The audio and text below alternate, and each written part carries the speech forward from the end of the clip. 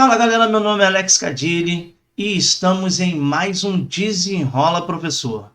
Lembrando a você que viu o episódio anterior, que foi do governo geral, nós estamos dando sequência com o mesmo conteúdo, trazendo para você a história de uma forma dinâmica, né?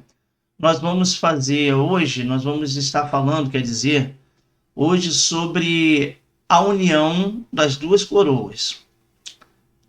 Para quem não sabe, né, o Portugal ele teve esse período, né, na história dele, que foi um período bem marcado, né? E antes que eu continue, já estava me esquecendo, hein?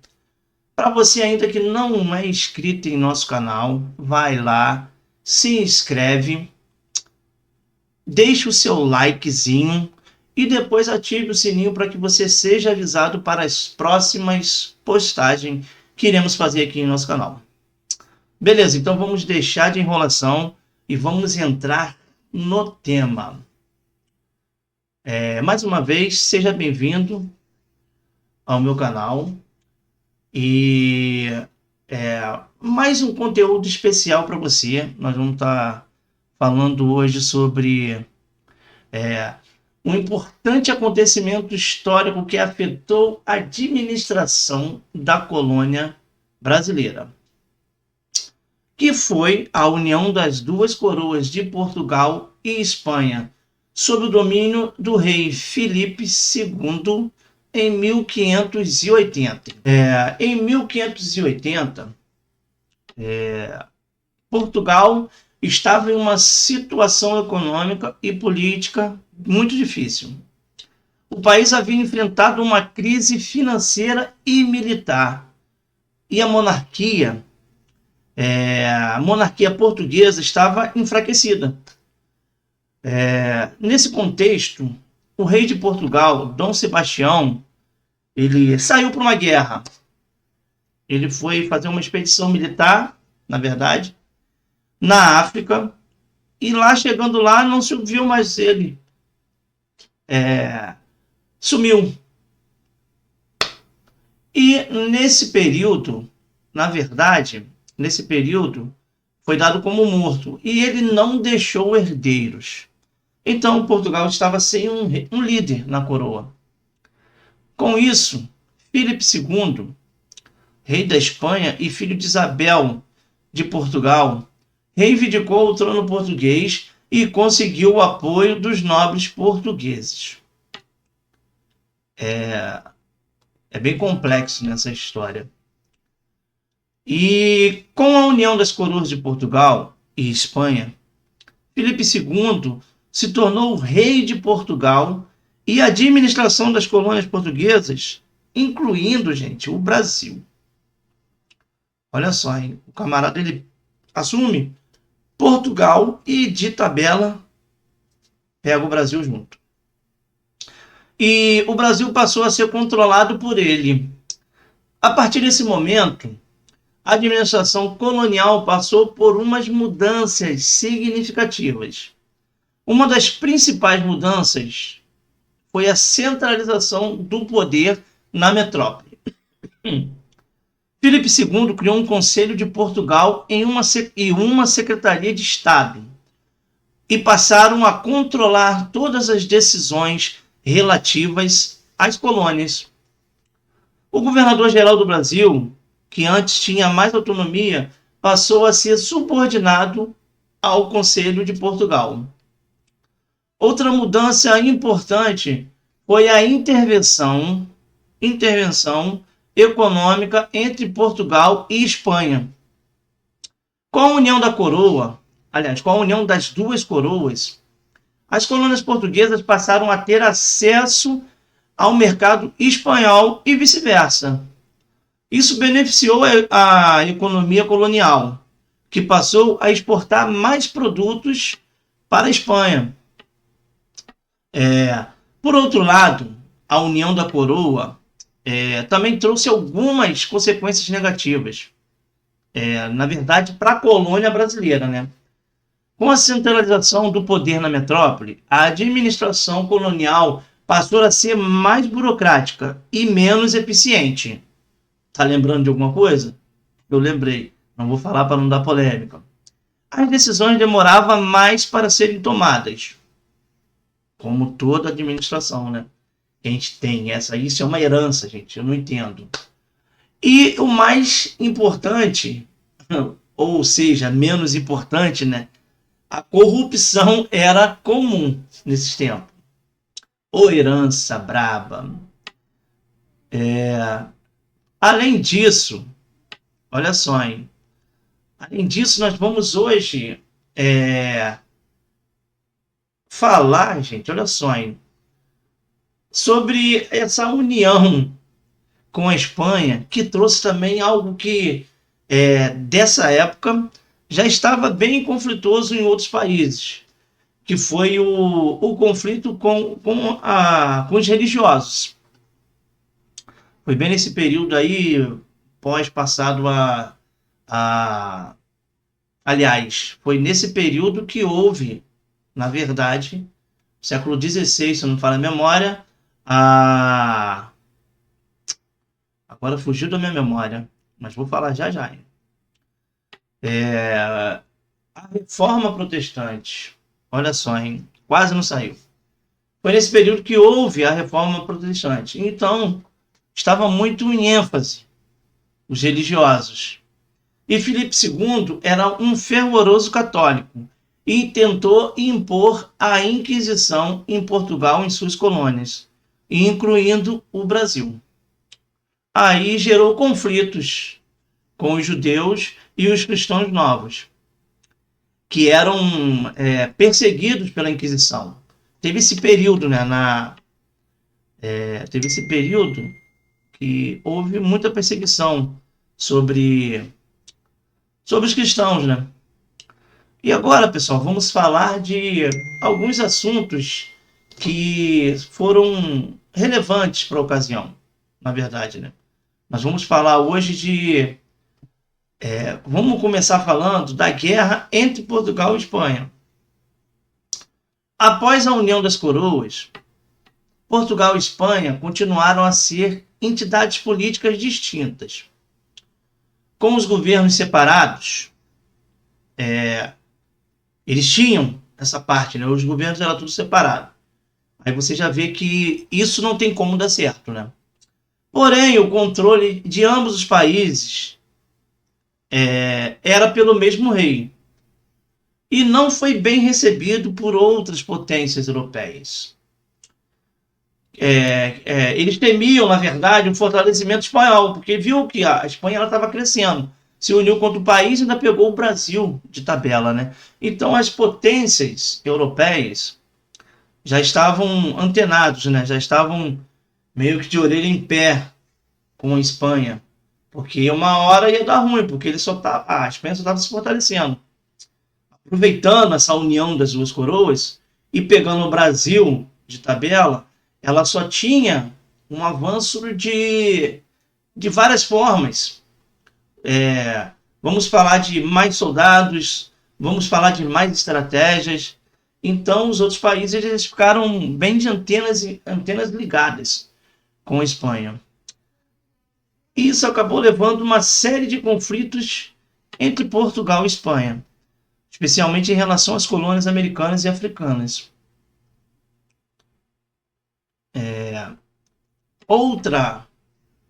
Outro assunto importante e também relevante para a ocasião a relação entre Portugal e Brasil. Durante o período da União das Coroas, Portugal passou por uma crise política e econômica e a colônia brasileira se tornou ainda mais importante para o reino. O Brasil, nessa história aí, gente, o Brasil passou a receber mais investimento e a exportar mais produtos para Portugal e para outros países da Europa. Por outro lado, a centralização do poder na metrópole também gerou descontentamento entre os colonos brasileiros, que se sentiam cada vez mais marginalizados. Houve também a expansão territorial. Durante o período da União das Duas Coroas, Portugal continuou a se expandir seu território na América do Sul, fundando novas capitanias e fortalezas. Em 1621, o Brasil foi dividido em dois governos gerais, o do Norte e o do Sul, na verdade. O objetivo era de melhorar a administração colonial. Além disso, Portugal também passou a expandir sua presença no continente africano, estabelecendo colônias em Angola e Moçambique. Outro assunto importante e relevante foi sobre a cultura e a arte. O período da União das Duas Coroas, a cultura e a arte portuguesas passaram por um período de renovação e florescimento. Muitos artistas e escritores produziram obras importantes nessa época, como a de Luís Camões, podemos citar ele, autor Os Lusíadas, acho que é isso mesmo, Os Lusíadas, e Francisco de Holanda, que foi um dos mais importantes artistas do Renascimento português. Essa efervescência cultural também chegou ao Brasil, com a produção de obras literárias e artistas importantes. Esse período aí foi um período que a cultura ela floresceu. Então era muitos artistas.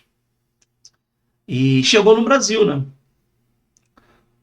E agora nós vamos falar, queridos e queridas, né?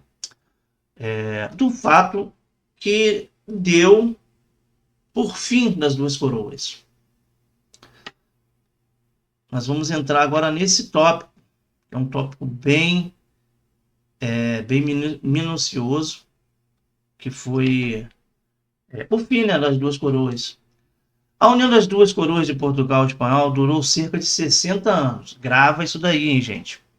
Grava porque é relevante e cai bastante pergunta, tanto no Enem como sempre repito aqui, né? Nos pré-vestibulares, alguns vestibulares da vida e até em concurso. Sou professor de história, por exemplo, no meu caso cai bastante, mas como às vezes cai algumas histórias em alguns lugares, então é bom guardar, porque sempre está falando do Brasil, né? E 60 anos, que foi de 1580 a 1640. Ela terminou com a restauração da independência de Portugal, que foi um movimento liderado por nobres portugueses que resultou na ascensão de um novo rei chamado João IV. A união entre Portugal e Espanha não foi bem recebida por muitos portugueses. Evidentemente que eles ficaram bem, podemos dizer assim, bem injuriados, ficaram descontentes, eles se sentiam, na verdade, ameaçados pela presença espanhola em seu país. Agora você em seu país e vê aquela galera chegando e uma hora você acha que não vai haver mais união, então aquilo ali pode se tornar um conflito e pode levar à morte de bastante pessoas, né? De vários soldados e até mesmo o fim de uma nação. Além disso, a união gerou conflitos com outras potências europeias, que temiam o fortalecimento espanhol. Na verdade, eu citei isso aí acima, né? Citei sobre essa abordagem, né? Que os outros países começaram a olhar a Espanha com outros olhos. Viu a Espanha crescendo, Portugal e Brasil no mesmo lado, então eles temiam muito de um exército bem poderoso, né? E em 1º de dezembro de 1640, um grupo de nobres liderado por João, Duque de Bragança, olha a família Bragança aí chegando e no talento, proclamou a independência de Portugal e aclamou João IV como novo rei. E a restauração da independência foi bem sucedida, porque, na verdade, Portugal ainda teve que lutar contra a Espanha para garantir essa posição. Teve que ter luta, ter embate, porque eles não aceitaram. Claro, ia perder o molinho, né? Perder o melzinho, eles não iam deixar barato, né? Eles tinham que tentar fazer alguma coisa para conseguir, de novo, se manterem no poder. A independência de Portugal foi conhecida pela Espanha em 1668. Grava a data. Por meio do Tratado de Lisboa. Quase que não saiu, hein, gente? A partir desse momento, Portugal voltou a ser um país independente, com o seu próprio governo e rei. O período da União das Coroas foi um momento importante na história de Portugal e do Brasil. Teve os seus percalços, mas também teve alguns pontos positivos.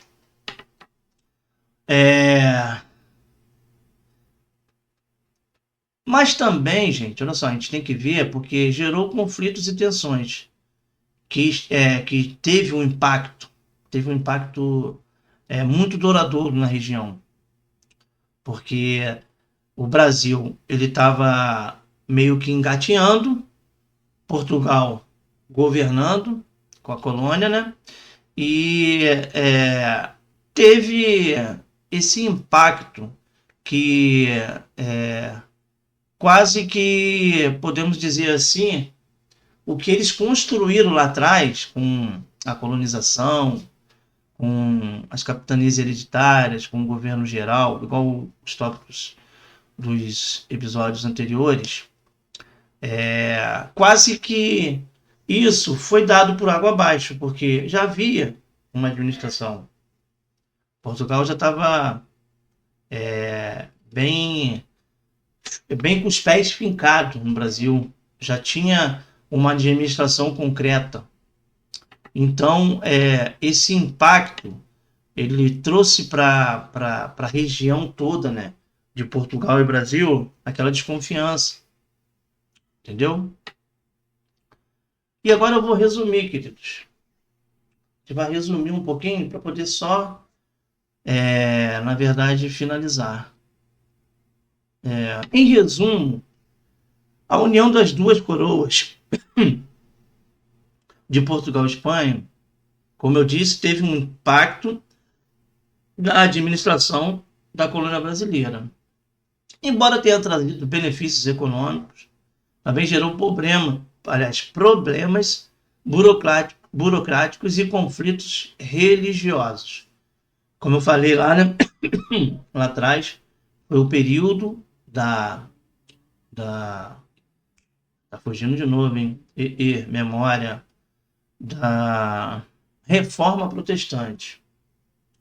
Reforma Protestante que foi no século XVI, se não falha a memória, foi em 1517. Isso, 1517. Que Martinho Lutero, um monge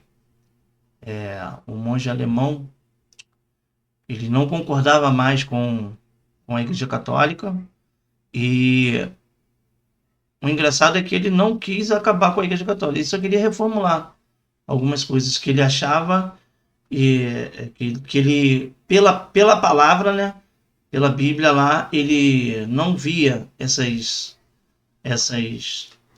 coisas que a Igreja Católica colocava. Então ele começa a Reforma Protestante. E também foi um impacto muito significativo na época, né? Porque o século XVI ele é marcado por várias questões. E é sempre bom a gente estar falando de outras coisas que aconteceram, para que fique gravado na sua mente. Na hora que você fizer um mapa mental, você consegue ligar século XVI, Reforma, a união das duas coroas, tem também aí o governo geral. Então isso tudo a gente vai juntando e anexando aqui na mente, Para quê? Para você ficar bem esperto na hora que você for fazer a sua provinha, você for resolver o problema lá, você já sabe, já tem noção o que você vai colocar lá na sua prova. Gente, é isso aí, chegamos ao fim. Mais um episódio do Desenrola Professor. E para quem gostou, dá aquela forcinha. Não esqueça lá, quem não é inscrito, se inscrever. Quem não deu likezinho no começo, dá um like agora, por favor, para que ajude o canal a crescer. Vai lá, ative o sininho para você ser avisado quando eu postar alguma coisa aqui. Você já sabe lá o que eu postei, já dá para você acompanhar. Entendeu? Então vamos ficando por aqui. Um beijo em sua mente, porque ela é responsável pelo seu conhecimento, hein? Valeu, galera!